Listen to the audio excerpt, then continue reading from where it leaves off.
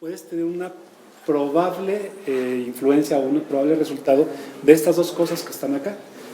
Entonces, nuestro propósito de este proyecto era identificar un modelo de predicción que después, o en este momento estamos en una fase de crear acciones ya para hacerlo de mejor manera, pero para entender qué es esto me permití traer este ejercicio, el de piedra, papel, tijeras, no sé si lo conocen. Bueno, atrás de esta aplicación, normalmente las aplicaciones de piedra, papel, tijeras son una función random, donde nada más hay 3 valores, la computadora hace un random y te da uno de 3 opciones para que tú juegues con menor. Este juega con un software de inteligencia artificial que se llama Watson, de IBM, donde va aprendiendo conforme tú vas tirando. Entonces, va reconociendo patrones de otros usuarios para poder responderte a ti. Conforme tú vas generando actividad, la máquina va aprendiendo cuál es tu patrón. Y al principio a lo mejor puedes ganar, pero después va a ser muy difícil que puedas ganar en este juego, que tiene solamente 3 variables, ¿no? Entonces, vamos a pedirle a Enrique que nos permita unos cuantos tiros, ¿no? De piedra, papel, tijera, ¿no? ¿Hacia dónde lo tiro? Aquí te lo voy a poner en la máquina. ¿A la cámara? Sí, aquí te lo voy a poner. Entonces, lo interesante de este asunto es que me va a adivinar. Pero al principio te vas a sentir muy bien porque le vas a ganar a la máquina. Es como Terminator.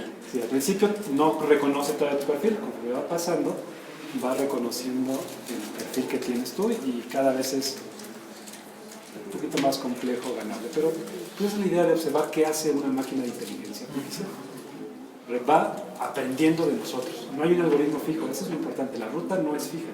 Dependiendo de lo que nosotros vayamos soltando, va adaptando, va reconociendo un perfil. Se reinicializó por cambiarle. Entonces, este modelo funciona más o menos como hace Facebook con nuestras...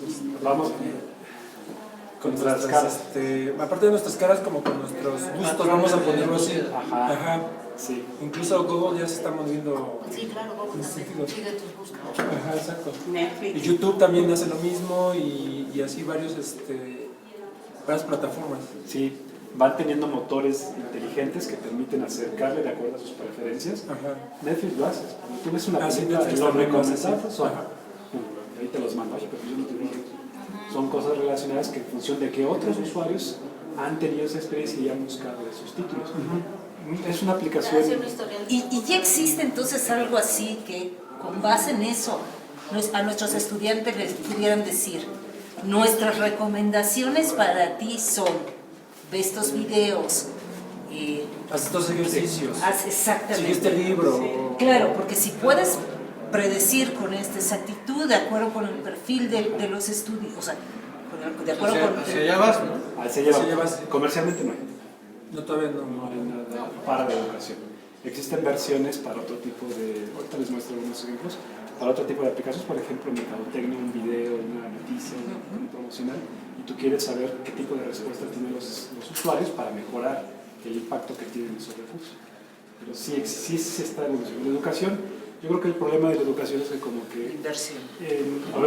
Las personas que invierten lo ven en dinero, ¿no? Y aquí la educación lo vemos en desempeño. Claro. Es diferente, y quizás por eso no tenemos... Por eso siempre vamos atrás. Por eso, El marketing es dinero. hace todo. Es La dinero. unificación, marketing a 10 años adelante. Pero al final, hablando del TEC, sería un diferencial, ¿no? Comparado con otras escuelas en cuanto a ahorita en las aplicaciones... Bueno, yo pensaría de esa sí, manera. sí, pero yo creo que por eso no se han metido a la educación como tal. Entonces, pero yo creo que se pueden hacer cosas maravillosas. Déjenme ver aquí la resolución está. Porque yo he escuchado por fuera del TEC, Omar, Sí. personas que han venido aquí a los talleres que tú has organizado. Ajá. Y hablan de muchos de los proyectos en los que estás involucrado. Sí. Entonces me dice, es que ¿cómo él está haciendo esto? Y es que la verdad es que yo no sé nada. Por eso vino para poder contestar. O sea, casa del herrero. Exacto.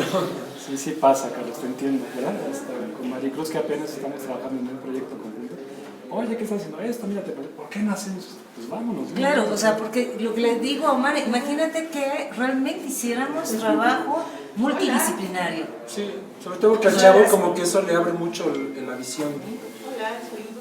Hola. Hola. Chío. Psicóloga. Ahora sí, perdón, pero es que es por la configuración del monitor. Ahí está. Ok. Vamos a empezar. Te explico para que todos los demás vean. Vamos a iniciar un juego nuevo y tú vas a escoger, te va a colocar aquí piedra, papel, tijera. Tú escoges la tirada y la máquina para responder. Piedra, papel, tijera. Yo escogí. Ya. Yo quería tan inteligente. Tú me acción. diciendo, piedra, papel, tijera. Papel. Empate. Vale, seguimos. El siguiente. Piedra, papel, tijera. Yo también lo pensé. Te ganó. Me ganó Sí, porque porque es puedes escoger tijera. tijeras. Piedra, papel, tijera. O sea, tan rápido. Empate. Recuerda que son tres. Tienes que ganarlo con tres Piedra. intentos. Sí. Piedra, papel, tijera. Te ganó. Hoy no ha sido mi día. Piedra, Eres muy tijera. predecible. Sí. Vamos metiéndole dinero, como Piedra. ven. Piedra. Voy la máquina. Te ganó. Ya, te ganó. ¿Ya son tres? No soy predecible. Lo interesante, así nos podemos pasar. La verdad es que es un juego muy didáctico, pero nos ayuda a entender qué es lo que está haciendo. Oye, con tres tiradas ya pudo deducir qué es lo que pasaba con que no. O hay cientos de jugadores que lo han hecho antes y reconoce patrones. Esos patrones, de alguna manera, alguien más o un conjunto de personas tuvo las mismas características, buscó esas respuestas y reconoció lo que probablemente Enrique iba a tirar. Pero se va ajustando en el momento, no hay un algoritmo fijo, no es Enrique va a tirar esto, imposible, lo va reconociendo, mientras más información tenga, más precisa es la respuesta. Bueno, Y es probabilístico, sí. En el fondo. se llaman regresiones predictivas, es decir, tú tomas la información de una población pasada para hacer una regresión de esa población y después tomarla al presente de una población que no tiene esa información.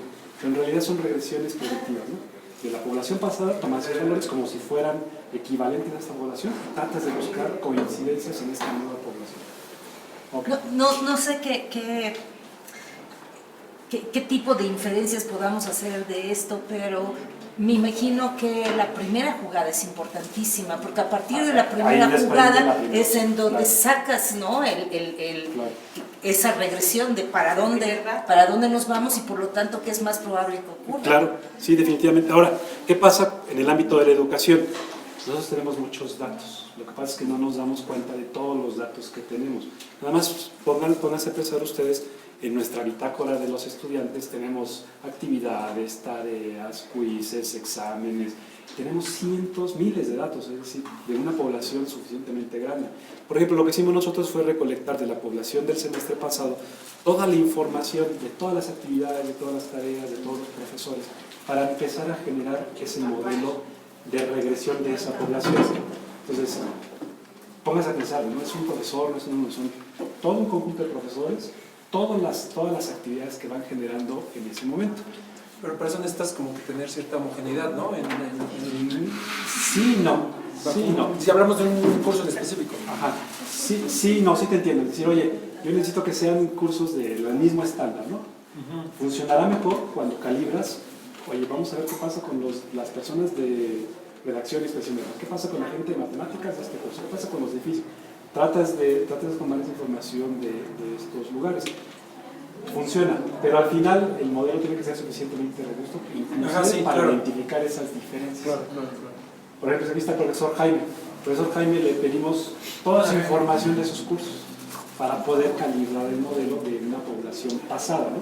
Para poder entender. Bueno, vamos acumulando datos. No me puedo imaginar ahorita cuántos datos debemos nada más entre la bitácora del profesor, la bitácora de ciertas materias, la bitácora de cierta carrera. Son muchos. Le agregamos, la parte diferente es que le agregamos características biométricas. ¿Qué significa esto?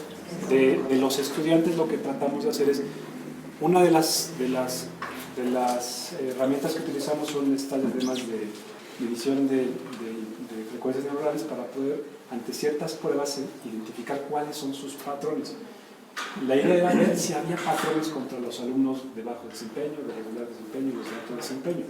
En una prueba que nada tiene que ver con conocimientos, es decir, cómo respondemos ya, cómo a lo largo de nuestra vida académica nos ha permitido tener cierta capacidad que respondemos de cierta manera.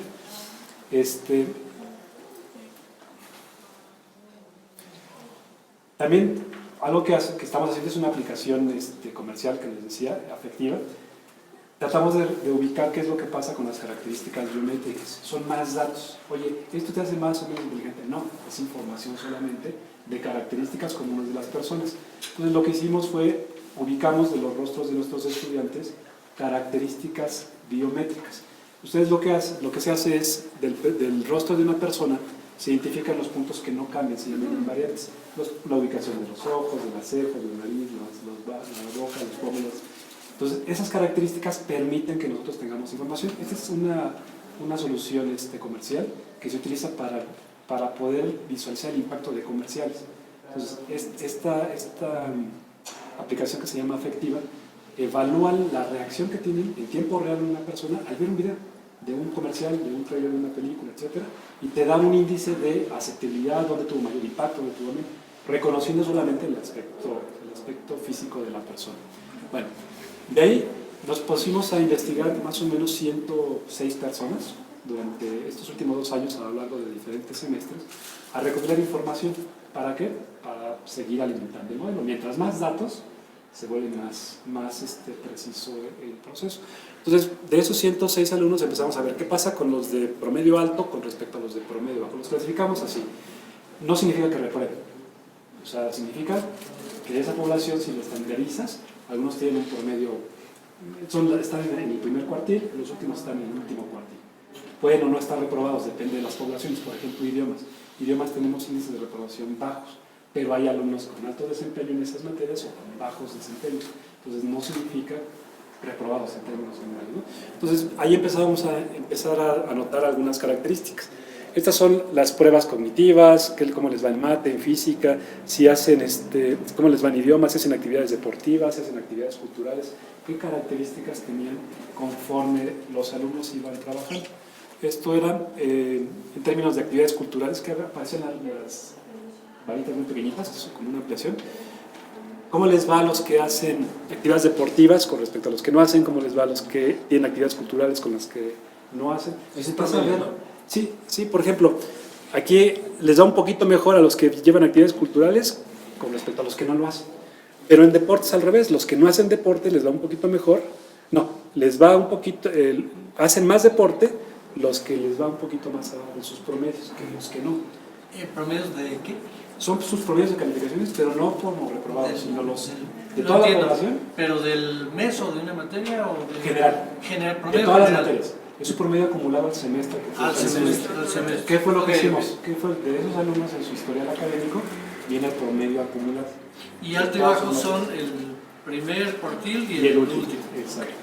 ¿Y sexo? Femenino, masculino. Los hombres ¿Sí o no? y las mujeres.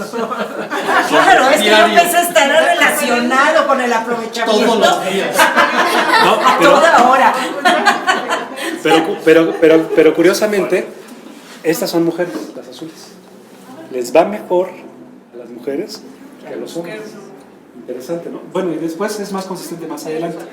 Esta, por ejemplo, es una prueba cognitiva, se llama prueba de Stroop. Es una prueba de colores, a lo mejor lo han visto, ¿no? Que identifica visualmente colores, entonces hacen un contraste y después son unos tachecitos. Bueno, no tiene nada que ver con conocimientos, pero lo interesante es que sí existe tendencia que mientras más enfocados están en la tarea, mejor les va en su desempeño académico.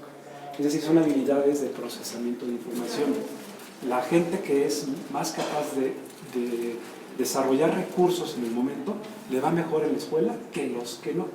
La gente que hace la prueba muy rápido, mientras más palabras quiere decir que la haces más rápido, tienes más puntaje, pero te va peor en la escuela. Mientras los que llevan un ritmo más pausado, más estable, les va mucho mejor. Quiere decir que están dedicados más enfocan mejor sus recursos a resolver correctamente una tarea y no nada más hacerlo rápido. El tamaño de tu muestra fue de 105, ¿verdad? Dijiste. Para el total, pero Ajá. esta prueba fue con 32 alumnos, un solo bien. grupo. Este es un solo grupo, las mismas características, porque si no empezamos a tener diferencias.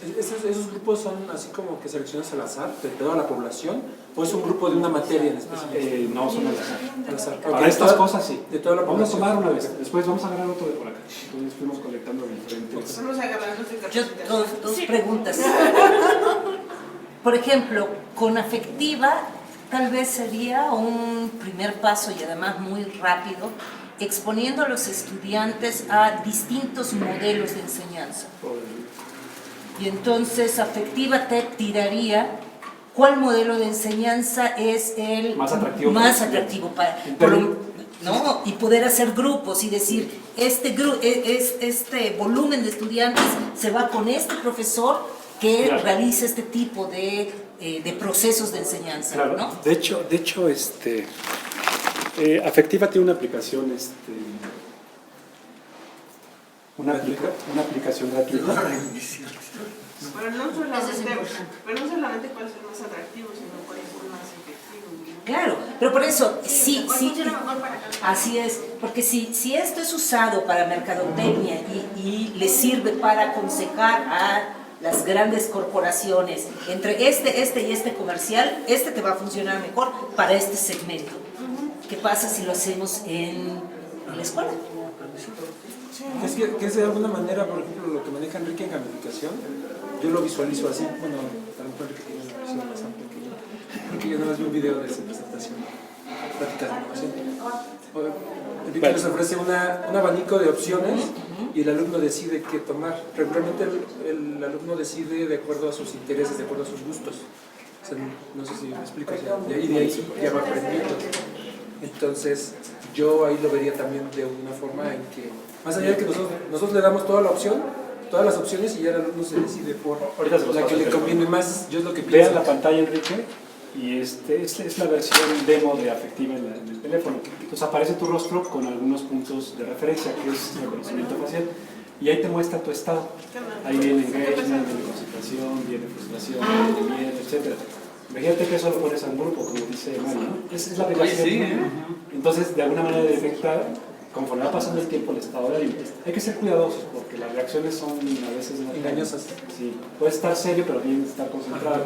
Pero te da un punto de referencia, como dice Maricruz, de alguna manera identificar qué es lo que pasa. Ustedes lo pueden descargar de App, se llama Afedex, es la versión comercial. Afedex. Afedex. Ahorita es como un juego para nosotros, ¿no? Porque te ve tu rostro y identifica, ¿no? Pero imagínate que pones aquí en el salón de al lado esta misma aplicación para observar en conjunto qué es lo que pasa con los estudiantes.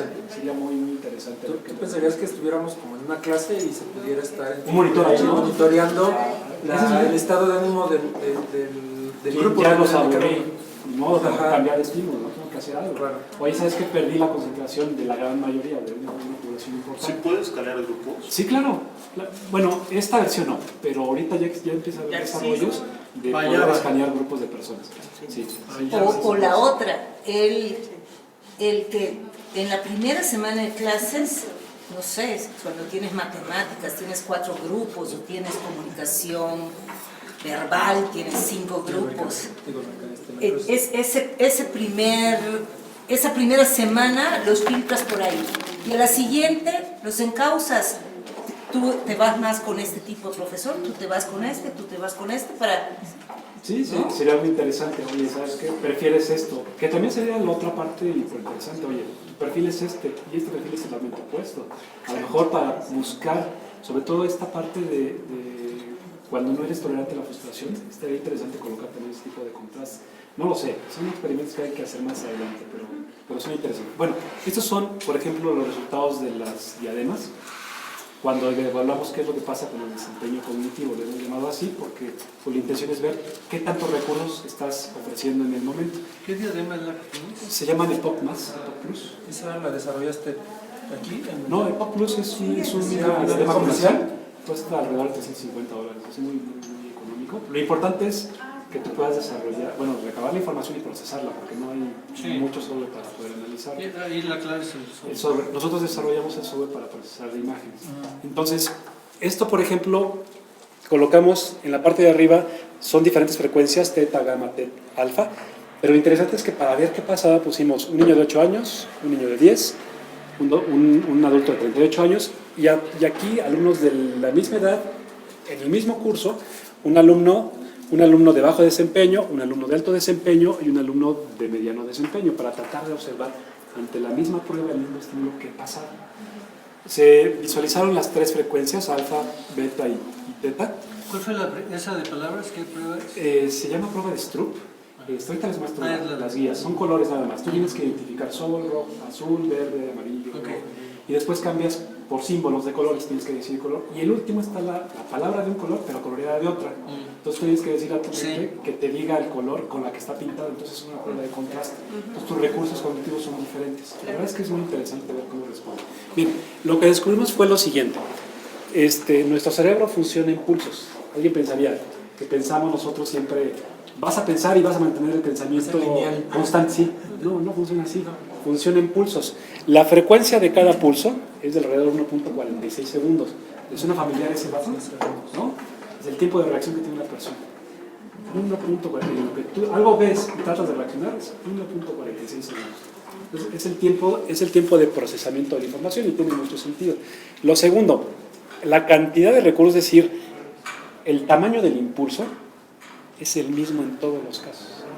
Uno pensaría que por ser niño, que por ser adulto, claro, escalado a su tamaño, a su edad, ¿no? Pero el tamaño del impulso es exactamente igual. ¿Dónde ves el tamaño? Aquí viene el área, es que es un área, aquí viene abajito, 20, 20, 20, 20, 20, 20. El tamaño del pulso es el área El área que tiene es la misma. Sin embargo, ahí viene la diferente. La distribución del recurso es diferente. Observen ustedes, el niño de 8 años lo concentra más en este pico. El niño de 10 años ya lo mantiene en un área mucho más intensa. El adulto, vean acá el de bajo desempeño, el de mediano y el de alto. Entonces, se observa inclusive diferente la forma en que distribuye los pulsos. ¿Esas imágenes son de una persona o es No, promedio? son distintos. Esta es una persona, esta No, es no lo otra. entiendo, pero arriba a la izquierda ¿es una persona o es promedio de muchos? No, es una sola persona durante el tiempo. Aquí son milisegundos, o sea, es lo que va pasando en un periodo de tiempo. En el eje horizontal son milisegundos, tiempo, y en el arriba vertical, es intensidad. intensidad. Lo que pasa es que las gráficas son gráficas de control, tienes que trasladarlo a intensidad. Están normalizadas, por eso lo ves en escala. Cuando hablamos de intensidad es de que el cerebro, digamos, para hacer una transmisión, Es un voltaje. es un voltaje y es lo que se está midiendo. Y no solamente un voltaje, sino en qué área de tu cerebro lo desarrollas, porque es una parte muy pequeña. Y esto fue utilizando la diadema. El impulso, Okay. en cierto momento, la intensidad que tiene en toda tu área. ¿Es un promedio de, digamos que de todo el cerebro? Te lo muestra de toda tu área. Eso Es es lo que tú ves. sesión. Eso es lo que tú ves. Ajá. Entonces, las gráficas que ves es esta zona roja, cómo va cambiando en el tiempo. Entonces, puede ser que a veces sea poco, de repente es muy grande, la zona es mucho más amplia. Entonces, es traducir estas gráficas, pero en esas gráficas de intensidad. Las gráficas es un promedio de todo, por así decirlo. Es instantáneo, lo que De la ocurre en sesión. en cada instante de tiempo. No es, esta de aquí es en cada instante de tiempo qué tan coloreada estaba el lóbulo de tu cerebro. O sea, tú hiciste En un este- corte temporal exactamente en el mismo momento Exactamente. en los 6 Sí, individuos. si puede ver aquí, es la misma escala de tiempo, ¿no? La misma escala, en el mismo instante de tiempo. Habría que localizarlo para poder visualizar las diferencias. A ver, y así nada más de ver esto, entre tus conclusiones está que el más enfocado es el que sostiene más el impulso. Fíjate en estos dos, se parece, ¿no? De hecho, hay un pico, luego baja y luego sube. Sí. Y acá no, acá lo mantiene en un solo lóbulo, en un solo pico. Lo concentra en ese instante. Todo su recurso lo lleva en este momento a realizar. Algo muy semejante a lo que pasa con los niños, ¿no? Vea, el adulto también. Son impulsivos. No, es decir, sus recursos son muy concentrados en un instante de tiempo. No los distribuyen a lo largo. Aquí no se ve, mira, lo enciende, a lo mejor está procesando la información, etcétera, pero se concentra acá. Acá no, mira, están muy concentrados en estas pequeñas franjas.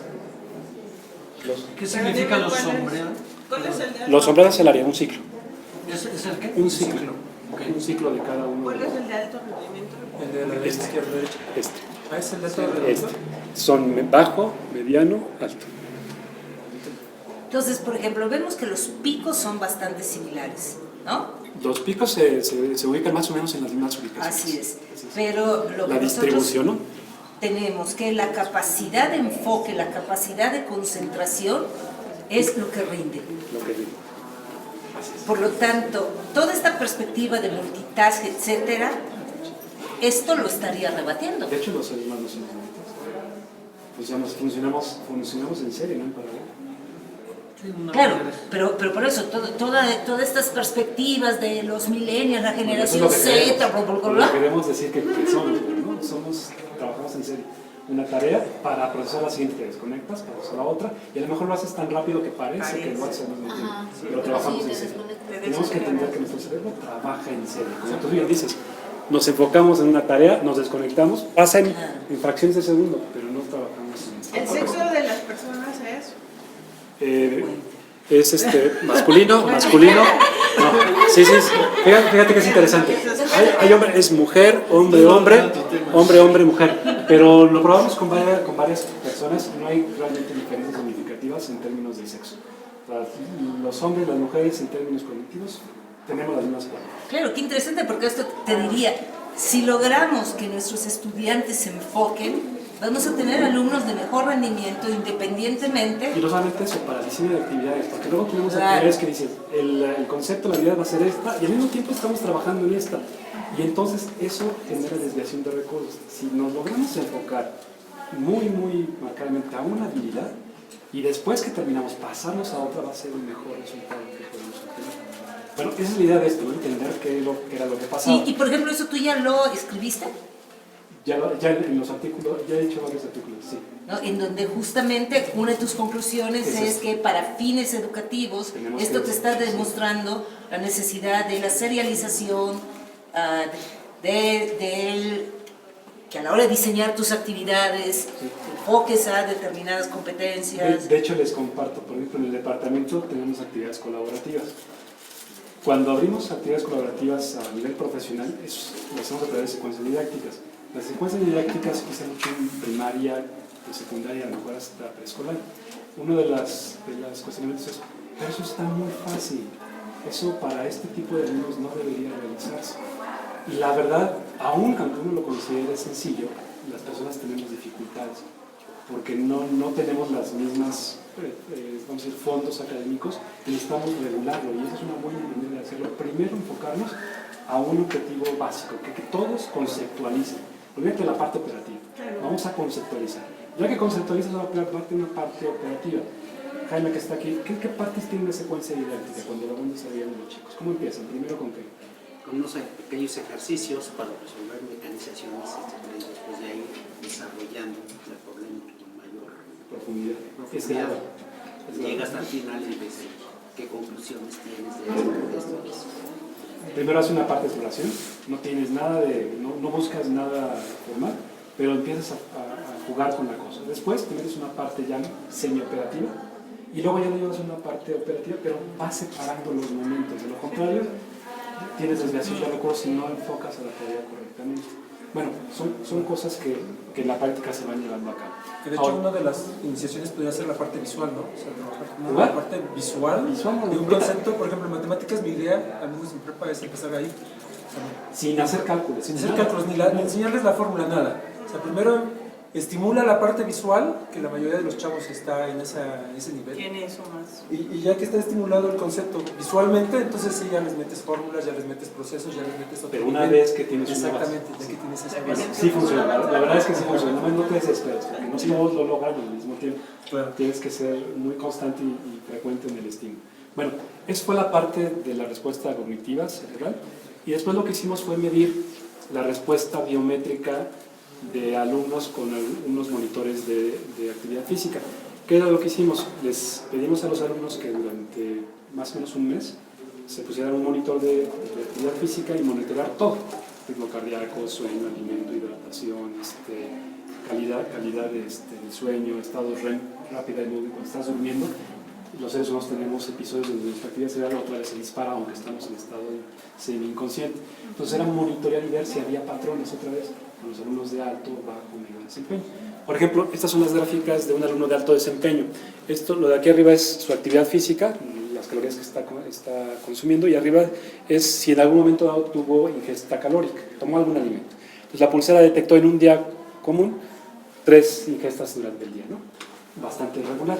¿Qué pasaba con su ritmo cardíaco? Comiendo toda la tarde. Sí, no, es que ese es el proceso digestivo.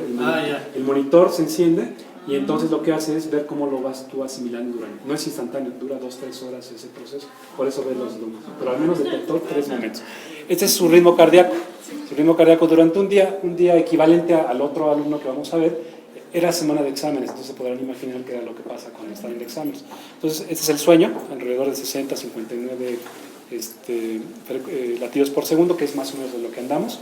Después se despierta más o menos a las 6 de la mañana, suponemos que aquí se va a la escuela, en clases baja su ritmo cardíaco, en clases se van a dar cuenta, bueno, si lo ven, estamos en estado estático, semiestático. Digamos que estamos en letargo, ¿no? Esa es la verdad, en estado físico, es muy parecido. Después sale seguramente aquí cambió de salón o se va a un lugar, sale de la casa y en casa está muy tranquilo, no hay variaciones tan grandes, ¿no? Se siente una tranquilidad muy grande. Lo cual el letargo no necesariamente es algo negativo. No, pero su actividad, al menos cardíaca, es baja, ¿no? Respecto a las actividades que tienen ese día. Esta es la hidratación, lo que quiere decir las franjas es que tomó agua o está bien hidratado, lo que está aquí abajo es que requiere tomar agua y marca el sensor en algún momento que tomó suficiente líquido. Puede pasar, lo que hemos notado que puede ser de piel reseca, a veces no se detectan estas cosas, pero al menos es algo estándar, ¿no? Es lo mismo para todos. ¿Qué pasa con el sueño? De todos los estudiantes fue interesante ver en promedio a qué hora se duermen, a qué hora se despiertan, cuántas horas duermen. ¿Cuánto creen que duermen los estudiantes? Al menos son de 18, 19 años estos chicos. ¿Cuántas horas creen que duermen en promedio? 3, 4. Es el promedio de horas. Durante exámenes. Durante exámenes. ¿Sí o no? Pero no es por trabajar. 3, 4 no es horas. por trabajar. Yo no sé qué, pero Por el es puro lo que está. reventón y la ni siquiera, novia. pero en exámenes. Sí, esto es en exámenes. Era 3, 4 horas. Y yo de promedio. diciendo, Pero es en exámenes. ¿Pero qué crees? Tenemos todo el mes completo, entonces de todas maneras las diferencias cambian media hora más o menos, tampoco es tan Yo diferente. los quiero disculpar por eso. Bueno, este es un alumno de alto desempeño. Lo interesante es que estas franjitas azules son los estados REM, cuando nuestro cerebro empieza a tener actividad cerebral. Una persona más o menos tiene de 4 a 5 episodios REM, es algo muy normal, nuestro cerebro se vuelve a activar, pero lo interesante es que existen estos puntos, estos amarillitos que nos despertamos. En algún momento dado, aunque a lo mejor no lo notamos, nos despertamos y tenemos una interrupción del sueño. Entonces la calidad del sueño no es la misma que si hubiéramos tenido el sueño completo. Se mejora cuando tenemos más horas de sueño, pero es más recurrente cuando dormimos poco. Veamos qué pasó con un alumno de bajo desempeño. Esta es la ingesta calórica detectada por la pulsera, solamente tuvo una durante el día. Entonces estamos en estado Cumbres, valles, cumbres. Bueno, No tiene energía, ¿cómo va a funcionar? recuerda que es una etapa crítica, ¿no? O sea, hay muchas actividades, estamos en exámenes, etc. Están creciendo. Esta es la actividad y el ritmo cardíaco durante la misma semana de otro alumno. Vean el ritmo cardíaco en la noche. Luego, ¿qué pasa? 75. Luego sube, tiene un ritmo cardíaco hasta de 125.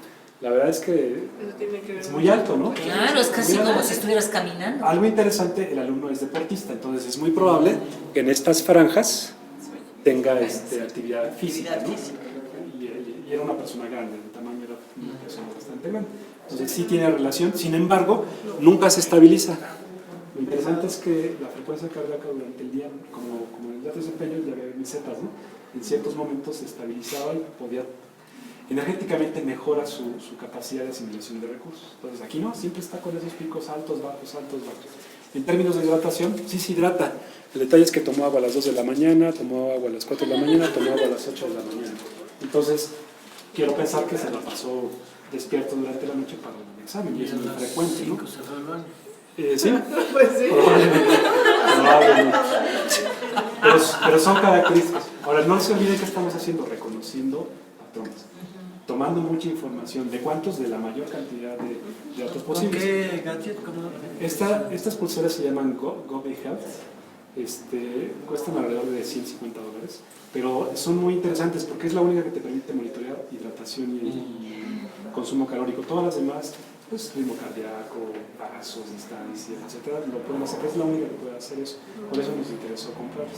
Bueno, ¿qué pasa durante el sueño? Ya se pueden imaginar qué pasó. Se durmió a las, que son 4 de la mañana, se despertó a las 6, ¿sí? Durmió 2 horas. Durmió 2-3 horas y vámonos a la escuela, ¿no? Porque aquí está en cama, pero ya no durmiendo, ya no está descansando, ya está dormido, semidespierto. Mal hidratado. Mal hidratado, ya le paramos, Problemas de imagínate. peso. Bueno, vámonos. son 2 casos simplemente para ilustrar qué es lo que pasa en términos de la población. Bueno, ahora juntamos todos los parámetros y los fuimos separando por áreas, por física, matemáticas, idiomas, etc. Voy a leerlo muy rápido, al final de cuentas se van a dar cuenta que las gráficas son equivalentes, sin importar el área, que era lo que pasaba, por ejemplo, con el nivel de estrés. El nivel de estrés también te lo tiene el monitor. Mientras más estresado estabas, en el caso de los cursos de física, mejor te iba. ¿Cómo mediste el estrés? El estrés es un índice, te da el monitor 1 de 1 a 5, el 1 es el más bajo, el 5 es más alto, etc. Y así Pero el mismo monitor. ya. No es una escala que tú... Sí. Seguramente tiene la cuestión del ritmo cardíaco, la hidratación, los alimentos, tiene varias cosas. Claro. Bueno, pero fíjense que no importaba si estaba en la tarde, si estaba en la mañana, en la noche, porque los separamos inclusive en el momento del día para ver si había diferencia importante, ¿no? Era muy frecuente que los que tenían cierta cantidad de estrés en los cursos de física les iba relativamente mejor. La gente de física necesitaba estar estresada para que le fuera mejor. ¿Cada punto es un alumno? Cada punto es un alumno. Ok, ¿qué pasa con la frecuencia cardíaca? La frecuencia cardíaca era al revés. Los alumnos que mejor controlaban su frecuencia cardíaca Sí, porque es uno de los les iba mejor. indicadores del estrés. Al revés, ¿no? Mientras mejor controlabas tu ritmo cardíaco, te iba mejor. O sea, la correlación es, puedes tener mucho estrés, pero si lo sabes controlar, Te va mejor. te va mejor. Y tiene sentido, ¿no? Ya si lo tratan de llevar, tiene sentido, ¿no? Controla mejor el nervio, ¿no? Esto es lo mismo, pero en el área de matemáticas. Otra vez lo mismo. Necesito estar con cierto estrés para que me vaya bien, ¿no? En la mañana, en la tarde, a mediodía, etc. En el sueño, inclusive, también ocurría algo semejante. Este es matemáticas, ritmo cardíaco, otra vez lo mismo. Tengo que controlar mejor. Los que mejor controlan su ritmo cardíaco durante ciertos periodos les va mejor. Bueno, y así cientos y cientos de datos. Esos son ejemplos de alumnos. Traten de pensar cuántas información hay por día, por alumno, por usuario. Son miles de datos. Bueno, en gráfica se hacen estas gráficas que se llaman grafos. Un grafo es cada alumno con sus características particulares, ya juntando todas las variables. Si los colocamos en términos de colores, los veríamos así.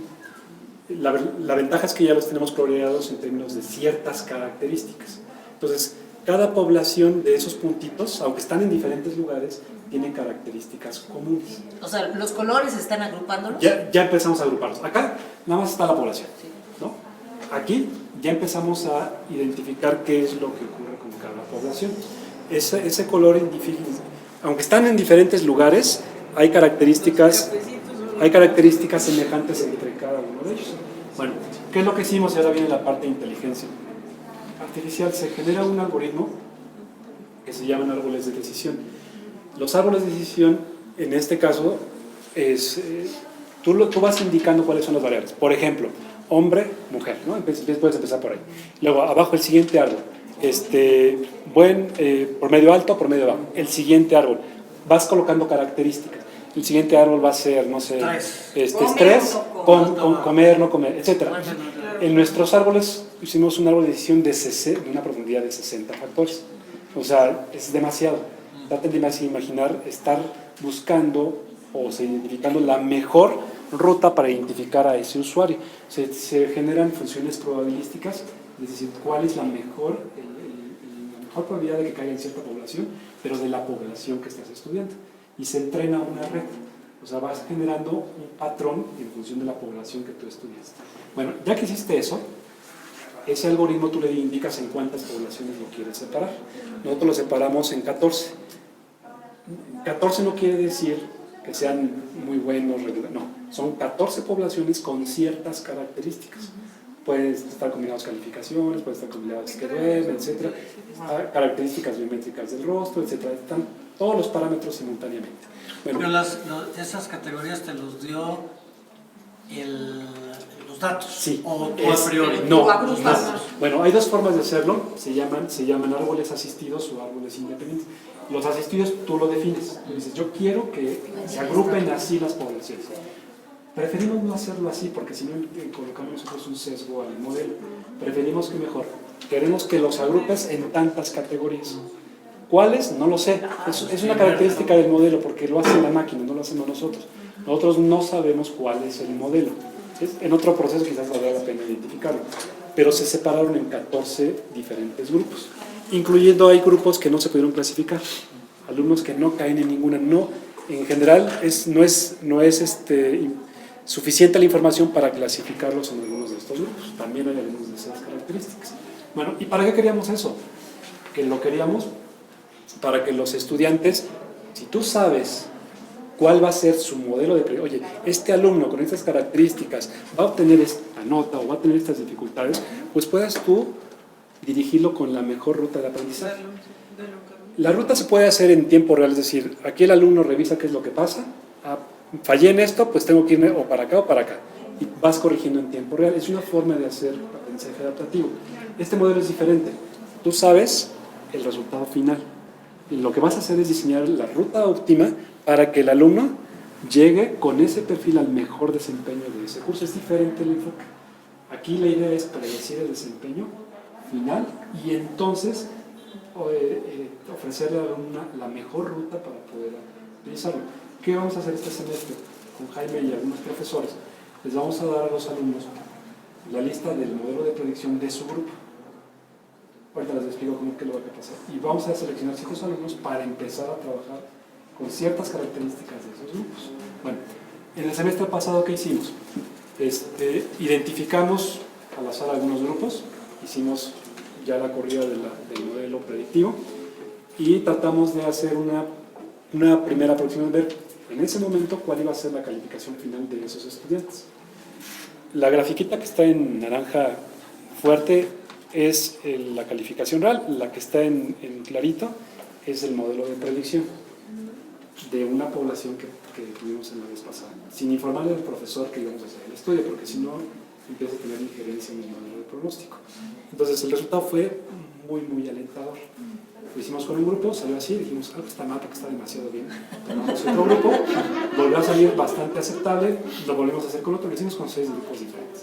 Y la verdad es que salió algo equivalente. Si lo vemos en términos de regresión, el porcentaje de efectividad fue del 98%, un error de menos del 2%. Claro, ahí viene la parte importante. Oye, esto me ayuda, por ejemplo, tengo un alumno, ¿me ayuda a decir qué va a sacar? Pues realmente no, lo que estoy haciendo es tratando de encontrar una posible respuesta en función del patrón del modelo del profesor, en función del profesor, en función de las cualidades del grupo. Tiene que vivir la experiencia del curso, ¿sí? Pues, en realidad eso tiene que pasar. Pero alumnos con cualidades semejantes se desempeñan de cierta manera y tratamos de migrar esas circunstancias a los nuevos alumnos para tratar de predecir qué va a ser lo que va a pasar. Entonces, de eso se trata, de poder encontrar información valiosa para poder, durante el proceso, poder atender.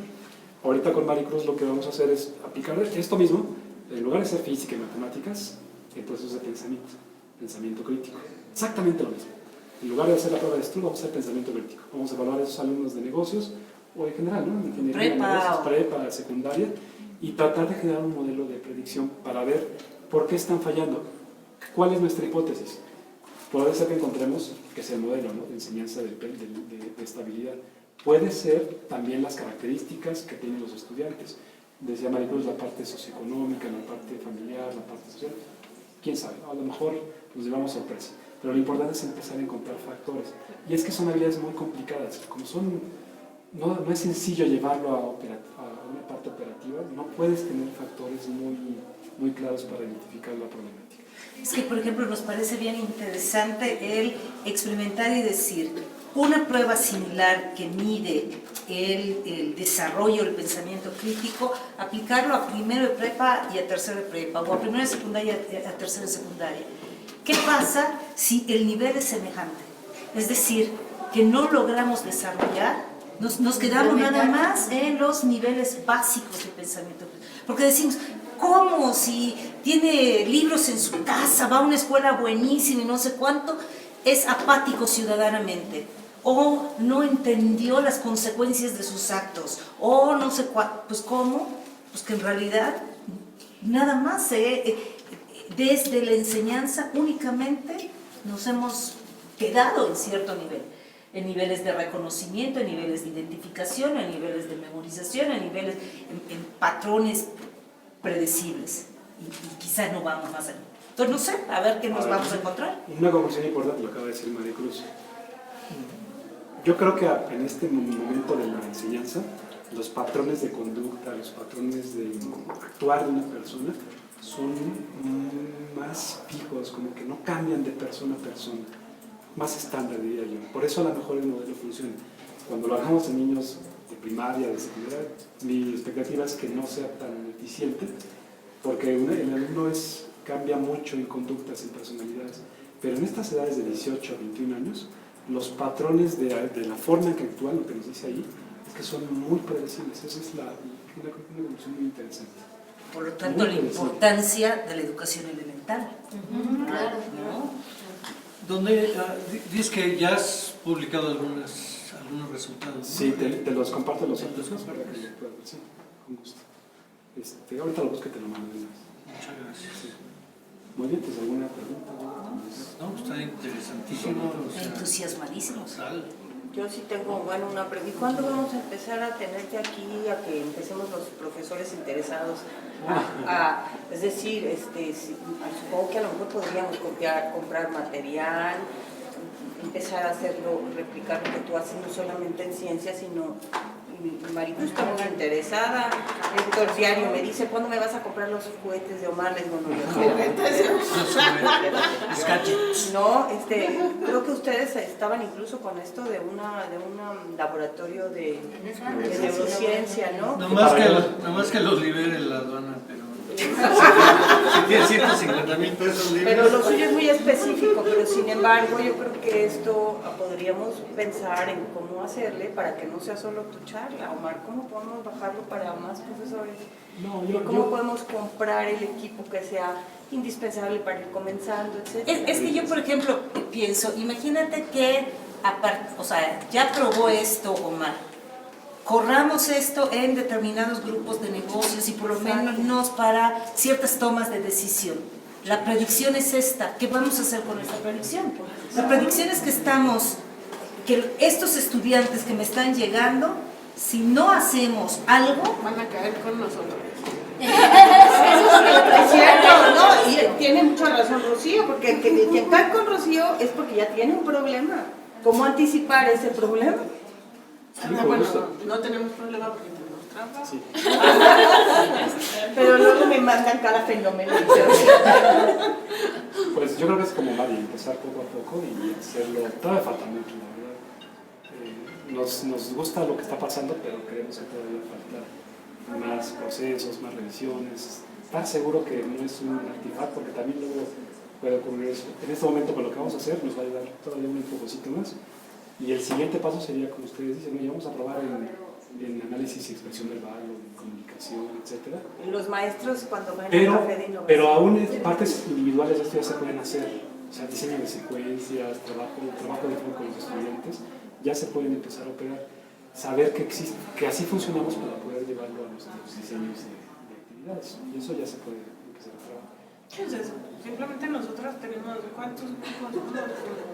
En total son 20, ¿no? En total son como 100 alumnos 3 grupos. condicionados. Todos condicionados. Ah, Todos condicionados.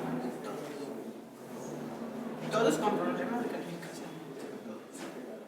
pues es que yo creo que hay que echarle cerebro, ¿no? En cuanto a esto, es decir, y si ¿Cómo nos filtramos, democratizamos? ¿no? ¿Cómo democratizamos todo Pero esto? no, pero en esos 100 filtrarlos y decir, de estos 100, en en este tipo de estrategia didáctica, 90 se me durmieron.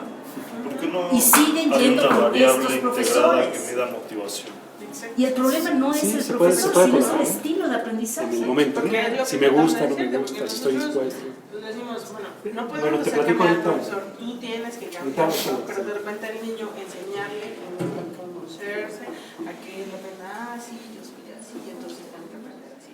Y de repente si podemos darle un atajo, en vez de hacerle 425 test, y luego que se comprometa consigo mismo, Y luego que diga que Termina igual, Pérdida de ¿no? tiempo, claro, porque dice, ay, vine esto nomás porque Bueno. tenía que venir. Fer me decía, oye, ¿por qué no agregar una variable más que se llame motivación? O sea, mi deseo, mi gusto por trabajar.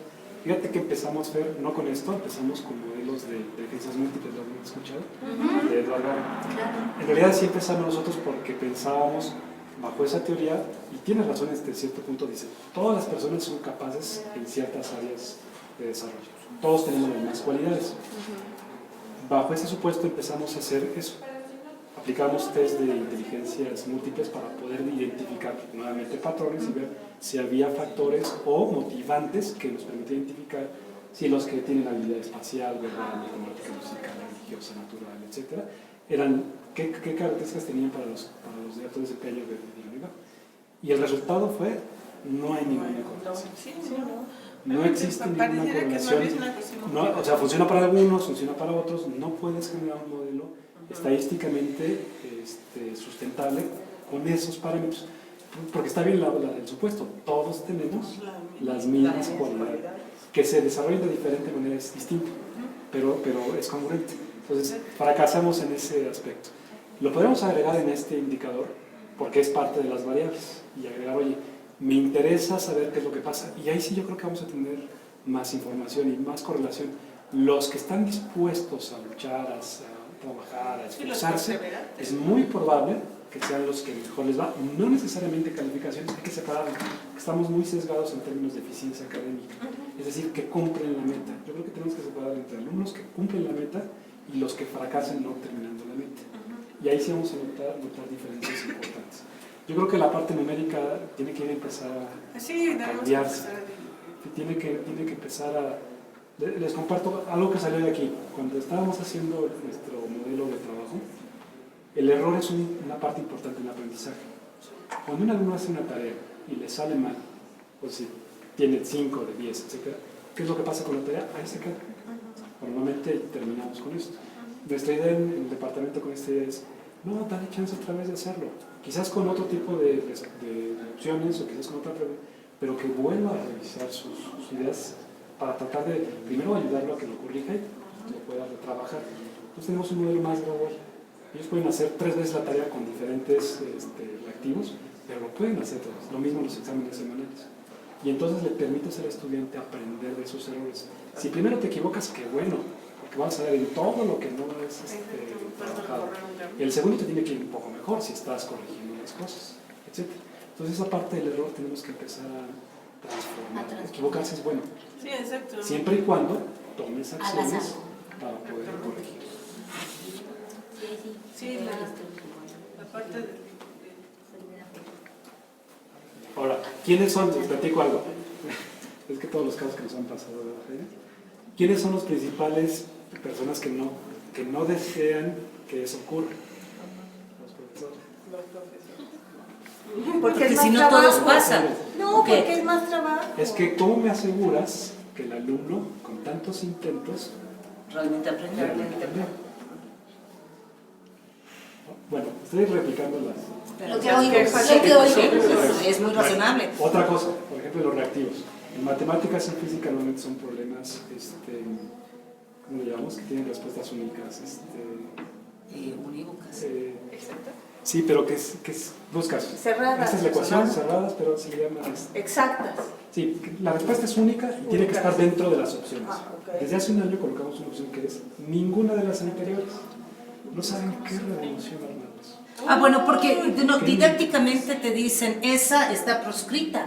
Ninguna de las anteriores está proscrita porque justamente lo que haces es meter una variable que desordena. Sí, por eso, que no sabes qué conflicto. Cuando cuando cognitivamente es, desarrollas algo, te dio, qué bueno, no te dio, no estoy seguro si lo hice mal o esa es la respuesta correcta, entonces te obliga a volver a revisar. Entonces, académicamente es mejor, académicamente es mejor, sin embargo, nosotros como profesores es muy complicado aceptar ese tipo de opciones en las pruebas. Pero por el sesgo de este modelo racional que hemos llevado tantos años, porque la vida es así, la vida siempre te da oportunidades, es decir, alguien que fue pésimo estudiante después puede remontar y puede volver a intentar y en efecto aprende, es decir, el ser humano, el cerebro siempre aprende, a veces aprende lo que no debe, pero aprende. Es decir, se modifica. Bueno, es que el aprendizaje es una modificación dinámico de patrones mentales. Los patrones mentales son dinámicos y están constantemente en construcción. Esto hace que haya gente que aprenda cosas nocivas, pero las aprende. O sea, es decir, hay una evolución, hay un cambio. Entonces, después de platicar con Maricruz, también el pensamiento crítico se puede estudiar en física, ¿no? Ese tipo de cosas de contraste te obliga a tomar una decisión, analizar la información que tienes, si lo que has hecho es suficientemente congruente para decidir que las respuestas fijas es la correcta o definitivamente estar seguro que la otra es la correcta. Pero es muy complicado, es muy complicado y traten de visualizarlo nosotros, 30, 20 años viviendo con el mismo esquema de evaluación. Sí. ¿No? Nos cuesta mucho trabajo hacer ajustes a estos procesos. Bueno, pues muchas gracias. Hay un aplauso. ¡Bravo, siempre! Entonces, ¿esta la suben? Esta la subo, vamos a subir el video, ya lo grabamos.